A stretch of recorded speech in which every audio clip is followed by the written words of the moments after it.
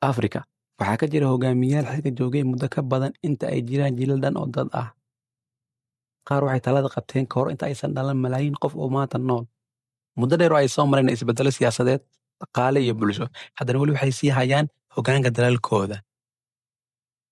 Maanta duniyadeed waxaan ku soo bandhigaynaa 10 hogaamiye ee Afrika oo muddada dheer xilka ku jira. Aan bilowno.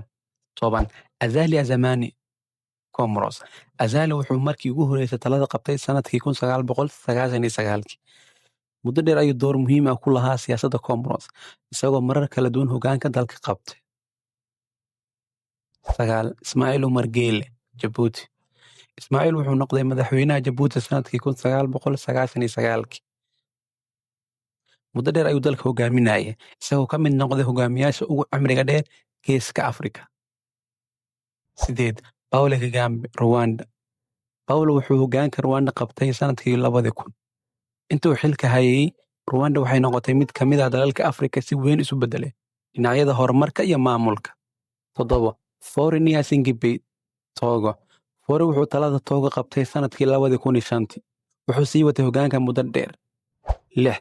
Isaias Afwerki, Eritrea. Tani markii Eritrea xorriyadda qaadatay, Isaias ayaa ahaa hogaamiyaha dalka.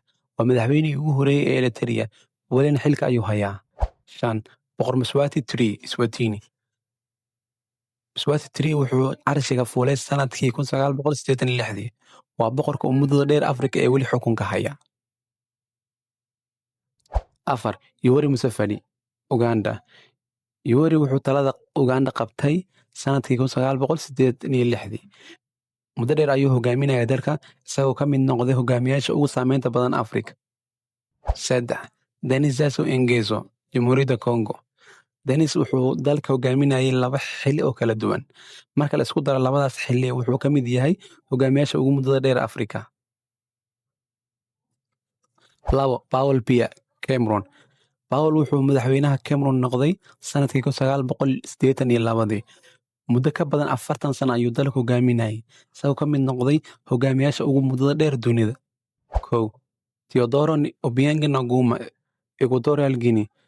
Teodoro wuxuu talada qabtay sanadkii 1979. Muddo ka badan 47 sano ayuu hogaaminayay Equatorial Guinea. Waana hogaamiyaha ugu muddada dheer Afrika ee weli xilka haya. Hogaamiyaashan waxay door weyn ku yeesheen taariikhda iyo siyaasadda Afrika.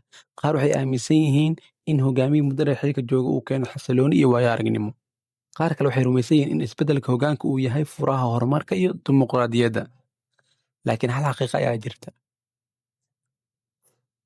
Magacyadan waxay qayb ka noqdeen taariikhda Afrika, waxaana saameyntooda laga dareemayaa dalalkooda iyo guud ahaan qaaradda. Adiga maxay kula tahay? Yaa ugu saameyn badnaa liiskan? Aragtida noogu reeb faalooyinka. Haddii aad ka hesho muuqaalkan, subscribe saar, like, dhanne la wadaag asxaabtaada si ayaguna ugu ogaadaan sheekooyinka dunida.